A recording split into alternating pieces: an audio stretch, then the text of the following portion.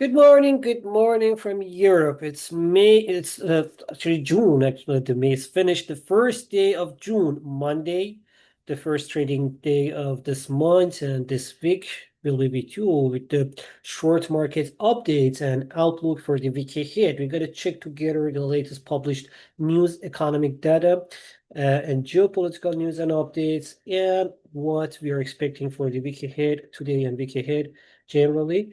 Uh, Looking at the market last week, with the hope of negotiations between Iranian and American, just like gave us a little bit positive attitude to the market. So the market's closed higher, mostly the Nasdaq, S&P, Dow Jones, even though just small cap slightly lost the momentum, but generally the market closed higher with the VIX falling down to even to 15.32, showing that how market risk is lowered, but still.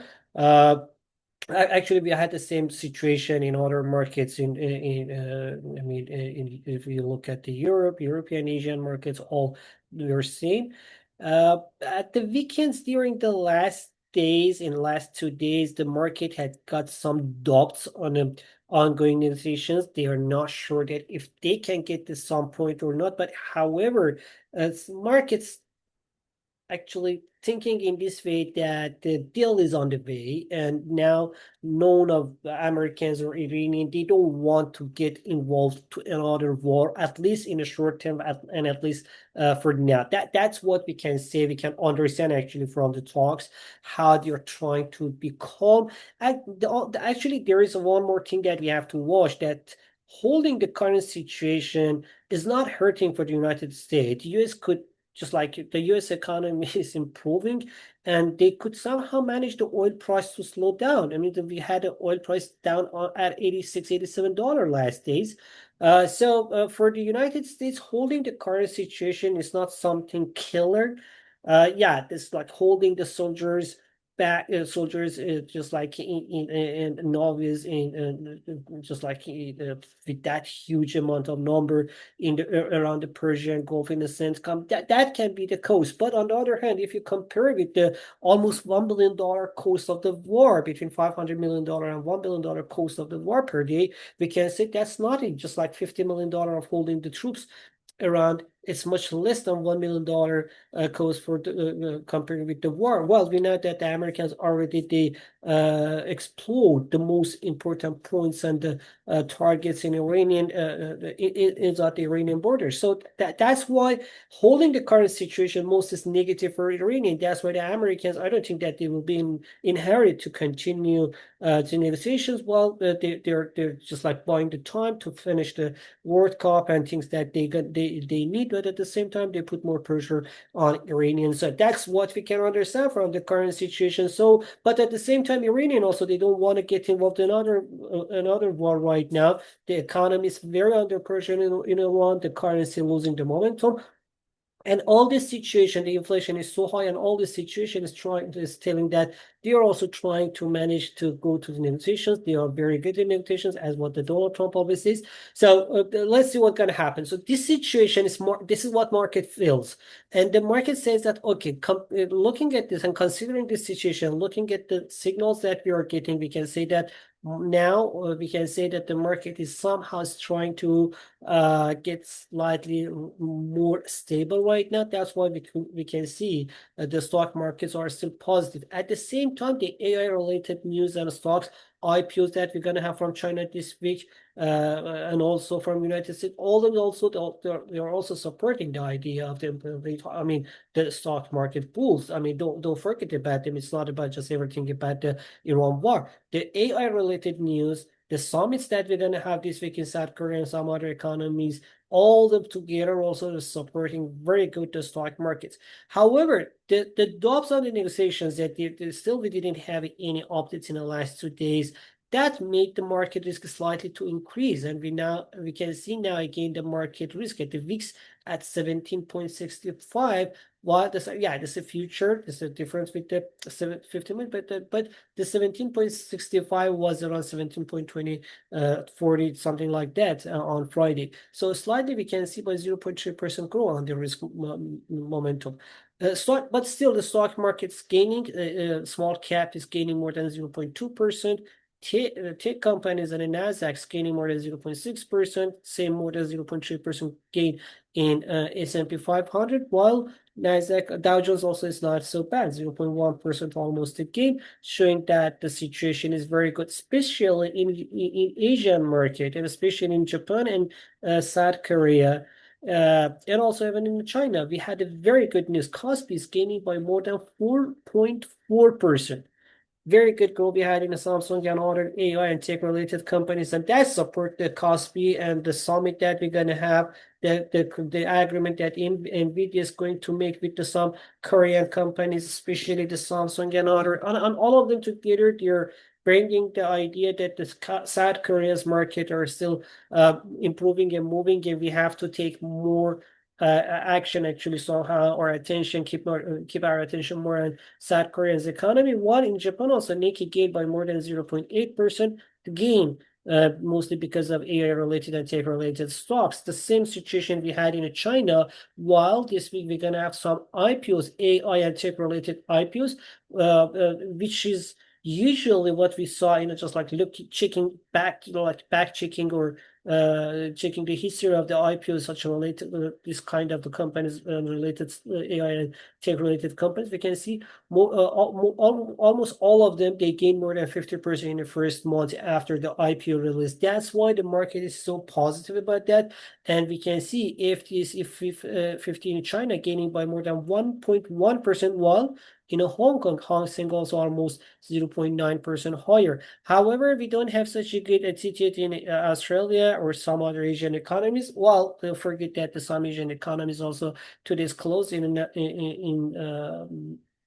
New Zealand, we have the King's birthday. In Thailand, and some other in Malaysia, in these economies, the Southeast Asian economies, they are closed. Also, don't forget about that. That can also affect the market somehow.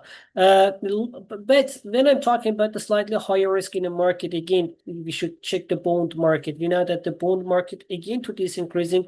After that, U.S. 10 years bond yields lowered down from 4.50 to 53% to 4.45%. Again, today's high, almost 4.47, while for 10 years. While in Japan, also 10 years bond yields, Japanese bond yields, which is, I forget the name of the Japanese bonds.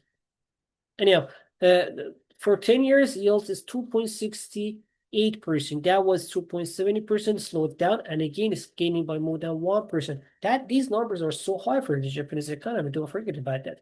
Anyhow, this situation telling us that the market risk is still high, and the market is still counting, while they believe that there's not going to happen, the likely war is not going to happen these days, but still they're counting on a higher for longer. That can increase the demand, that can increase the yields, and that can increase the US dollar value as well, while can put the pressure on the gold and silver. As we can see here, gold losing the momentum by more than 1%, and silver is 0.2% losing the prices at 4,540 and $75 for gold and silver. On the other hand, we can see oil price, which was especially WTI, which was around $87 last Friday. Now again is up about 89, almost $90, while Brent oil again up towards $93, $94. That's the current market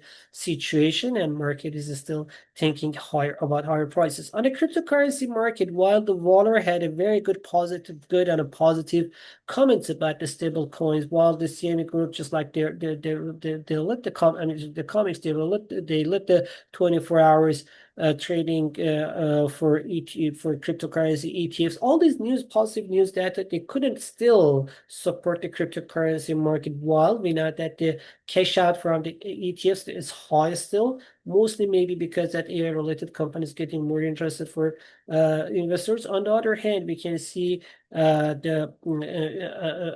mean that just like the same situation is happening for the Ethereum and other cryptocurrencies, which can tell us that generally cryptocurrency market is not in a positive attitude right now. We know that this these prices are not such a good prices, while the Bitcoin was like 100,000, 125,000 just like a few months ago.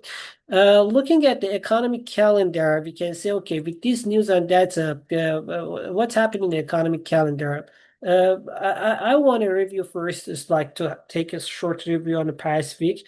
Last week started with the massive holidays across the markets. In the United States, we had Memorial Day. In United Kingdom, it was a banking holiday. In Islamic, mostly Islamic related economies or Muslim countries, we had some religious holiday, and that generally the market risk was high because of the lack of liquidity on Monday. But still, just like nothing special didn't happen in the market anyhow. On Tuesday, we had a Japanese BOJ core PC price index increasing from 2.5% to 2.8%. However, later last week, we had some other inflation numbers from the Japanese economy, and putting generally together, we can see that the Japanese inflation is still slightly high, but it's not that much. Just like still, it's not in the level of the concerns that we say, oh, that's something terrible is happening or happened. The other surprise that for me actually was slightly surprised, it was the Tuesday CB consumer confidence. Despite all the situation that's happening and the negative news that is coming from, well, just like Wall Street Journal, coming from the Bloomberg, still we could see that the CB consumer confidence increasing and it's a positive. Even though just like April number also revised higher. So generally the market is fine. I mean, the consumer at least are fine. We can see this positive news in Red Book retail sales and also other retail sales as well. While the house price index somehow was fine. I mean, we didn't have such a big inflation in a housing market. On Wednesday, we had Reserve Bank of New Zealand's monetary policy decision, which they hold their rates with at 2.25% with the hawkish statement. And then we had API report on Wednesday and Thursday. On Thursday, we had EIA reports because of the Monday holiday. We had 1 day delay for publishing these weekly reports, which is usually supposed to be published on Tuesday and Wednesday. We had on a Wednesday and Thursday, and both of them they showed that currently the market inventories fell much less than expected. I mean, they're deeper, much less than expected, and now we can see that okay, the market is while the market participant they were expecting just like more drop in the market, but the reports that's showing that the Strait of Hormuz let more we had more ships and the cargo ships passing through the Strait of Hormuz. Sounds like more oil could pass, more oil and gas and energy could pass the Strait of Hormuz. That's why we had a less export from United States. So the inventory levels fell less than expected. That was the main reason. And then on Thursday, we had several important data from Brazil. Unemployment rate slightly eased from not even a big ease, we can say a big drop from 6.1% in March to 5.8% in April. While in South Africa, the central bank hiked the rates by 25 basis points. And mentioned that if the inflation continues getting higher, we can again hike the rates further. However, in United States, we had two important data. I mean, we had more important data, but two of them they were more important, like labor market numbers, GLTs, for initial and continuing. Both of them they showed that the U.S. labor market even slightly increased the number we had. Still, they showed just like the U.S. labor market in a very acceptable level, even though, yeah, there are some signals that it can be break down, but still there's just signal, but the fact telling us that the labor market is still strong. Even if it's not strong, I guess it's a resilience. And also we had a core PC price index and PC price index showing us that core PC price index, which is the Fed preferred inflation number, increased only 0.2% on a monthly base. Annually, slightly increased from 3.2% to 3.3% as the market was expecting, while the headline PC price index with 0.4% monthly growth increased only not only increased by 3.8% annually, showing that the inflation is higher, much higher than the central bank's 2% targets and it's still sticky. But with the monthly growth of 0.2 and 0.4% for core and headline PC price index, we can say that, okay, there are some signal that it can be under control. It's not under control yet, but it's not such a just like we shouldn't be so much worried. We should be worried, but not like scared. Wow, the inflation is very good because on the monthly base, showing the signal of that, yeah, that can be under control and that can be more reliable in the next month. So that was generally what we could understand from the labor market. Housing market also showed that okay, we had some weakness. That was something that we were expecting to see from United States because higher rates can just like slow down the affordability. So affordability when it's down, the people they're buying a less house, new or new house or uh, just like doesn't matter. Just like if it's a new home or it's independence, just like pending home sales, that doesn't matter. They're just like affected negatively. And Tokyo core PC price, and continuing of the inflation numbers in Japan, I tell that the Tokyo core PC price index on early Friday showed that inflation, as mentioned, is concerns, but not that much concern in Japan because the Shanghai's can be under control, while industrial production increased by 0.8% in April after the 0.4% fall in the March. On last Friday, we had mostly CPI numbers from European economies, especially from French and Germany, and we saw the labor market data also from European economies, and most importantly, CPI in Germany fell by 0.2% monthly, while in Canada, GDP increased much less than expected. So this is what happened generally, but one more surprise that we had, it was at the last hours.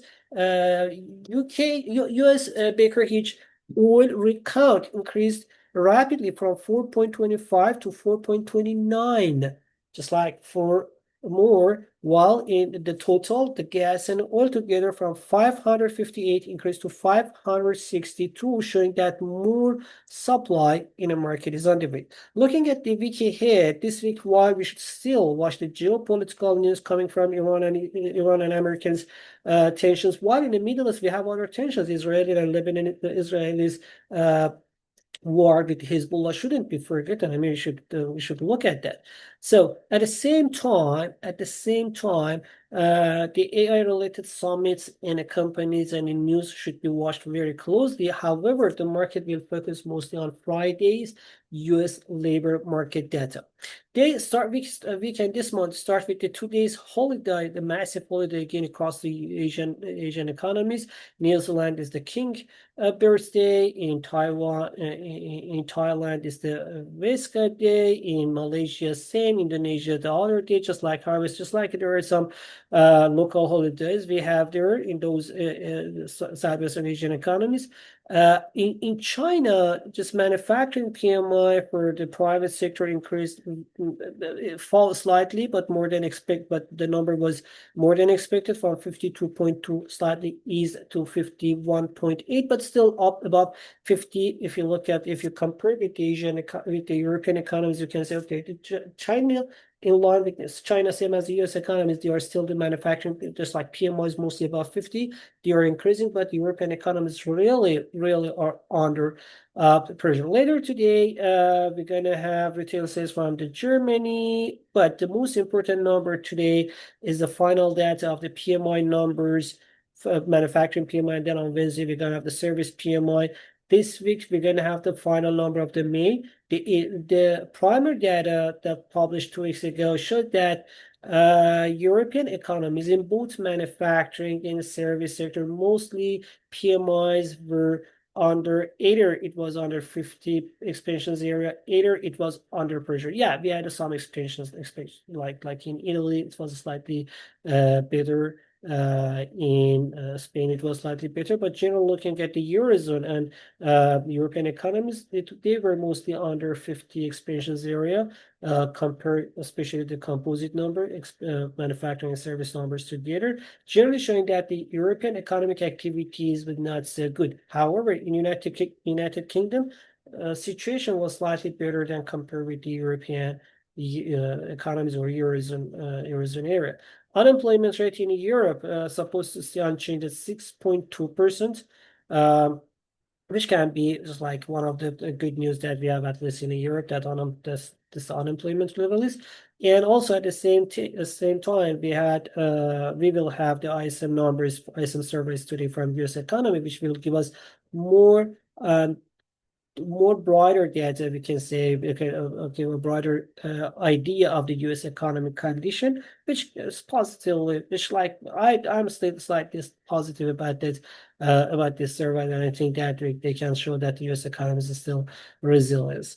And then tomorrow, the inflation number from Eurozone is the most important number, which is going to be published. The CPI is expected to increase from 3% to 3%, while the core inflation is expected to increase from 2.2% to 2.4%, which telling us that the inflation is still sticky in the Eurozone, but also market will focus on GLT's numbers, which is expected to show slightly increase in the numbers and telling us that the while US labor market is still resilient, but still 7,870,000 compared with the year ago, which was about 11 million, telling us the momentum is slowing down while the market is still resilient, but the momentum slightly easing, just like that's the bigger picture or bigger just like idea that's telling us.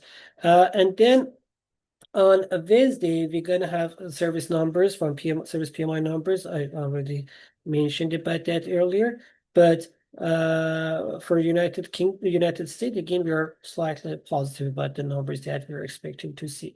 On Thursday, we will have from United States, we will have the Beige Book report, which is usually publishing 10 days before Fed meeting, and that can tell us more about the U.S. economic condition. Don't forget to follow that before Federal Reserve meeting, and we can understand much better, especially this meeting, which is going to we will have a dot plots.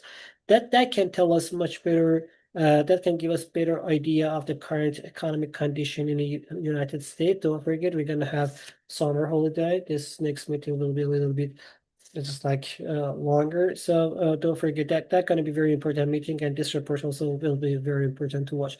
In Russia, we will have the retail sales, unemployment, and GDP numbers. We are positive about the unemployment numbers to stay unchanged at around 2.2%, mostly because that most of the youngers and employers, just like the people that they're in a labor market, just like they're counting as a labor age and condition. They're just like they're going to the war. And now that's why we can have the unemployment level at the lower, while we know that there's so many foreign laborers also there's because of the pressure that they have in the economy. They lifted Russian market, so that's why unemployment is so low, while retail sales expected to slow down from 6.2% to 2.7%. On the other hand, GDP on a monthly base slightly should be slowed down in April from 1.8% in March to 1.5%. And Thursday, while US initial claims and continuing claims for the unemployment benefits as all Thursday will be important to watch, but still, since that we will have the NFP numbers on Friday, markets somehow can ignore that and wait till Friday NFP numbers, while in Japan, the Friday will start with the household spending, which again will tell us that how the Japanese are already, how much they're ready to spend their money. Now, the retail sale was positive after, at least after several months warning that not numbers that we had, but still I'm not too much positive about the household spending. I'm expecting a weaker number. Japanese, I mean, I expect slightly compared with the expectation of falling 1.4%. Maybe it can be a little bit better, but again, in a negative territory. I mean by that, it's like I'm not positive about that. The Japanese are still they're so hesitating of spending their money. I don't know what they want to do with their money, but they don't want to spend it. You know, just like if you compare it with the American market, say that even they're just like slightly more under pressure economies, but they're still spending money. I can't really understand the Japanese consumer spending system. Anyhow, interest rate decision on Friday also will be important from India, which is expected to hold the rates unchanged at 5.25%, but we are expecting hawkish statement from the RBI that can help the probably help the rupee because we know that the rupee in recent weeks was falling down and weakening. So that can be somehow positive number. Before reaching to the US data, I have to tell that on Friday, one of the economies that we should watch in emerging economies, the Turkish economy, while they are they are suffering too much by the ongoing political tensions and the Japan and Turkish lira is under pressure. Still, the inflation in Turkey also showing just like 4%, 4.2% growth last month in May. And for in April, for the May, I don't expect to see just like another 4% growth, but it can be again about 2% and 32 or 33% annually. That can tell us that the inflation is still very sticky, despite the recent decision that the central bank in Turkey, they had CBRT, was trying to just like slow down the inflation. They were somehow successful about it, but the geopolitical tension and political tension in Turkey can again just like increase these tensions. While we know that Iran war also increased the energy prices in Turkey, they are so much dependent on importing the energy from other economies. Anyhow, we have to wait and see these, but I don't think that those numbers will be something positive for Turkish lira that can be under pressure. And mortgage rate for United Kingdom and GDP numbers for Eurozone should be watched. However, market will focus on Canadian and US labor market number. In Canada, we're expecting to hold the 6.9% unemployment rate to remain unchanged, but in United States. As NFP report for May, we should watch the several things like average earnings, hourly, and just like and monthly. I'd expect the average earnings to increase by 0.3% hourly, and weekly, monthly. I do expect 3.7 or 3.8%. The market's talking about 3.5%, and my personal expectation is a little slightly higher for the income. For average hourly income and also for especially monthly income, and also about the unemployment rate. The market is talking about 4.3% on unchanged number here, but don't forget there is a chance of 4.4% also. Even though we are expecting between 95,000 and 105,000 newly created job, but that the possibility of seeing a 92% unemployment rate is so low, but the possibility of the seeing of 94.4% unemployment rate is around 40%. So be careful about the numbers. I don't expect any just like such a weak number, but I don't expect to see such just like resilient, just like strong labor market as well. So it can be resilience positively, just like but with slight positively. So just think about that. That's something that we have to watch and be careful about that. Looking at these numbers and the market can tell us that what generally we should wait about the numbers. Looking as mentioned at the beginning, market risk is still so high, and that's holding the US dollar index slightly higher, and we can see the dollar index again increasing today above 99. Now it's slightly 99, 98, 94, but generally it's on the border of 99. That's why we have some pressure on the gold and silver prices. However, stock markets are still slightly positive, naturally positive, while in an oil price increase, while in a cryptocurrency market, despite positive updates that we had, prices are still natural falling with the negative expectations. That's generally what's happened and what's happening right now, in just like today and the week ahead, and what is our expectation. Hope it was useful for you. Talk to you tomorrow. Have a good day. Bye bye.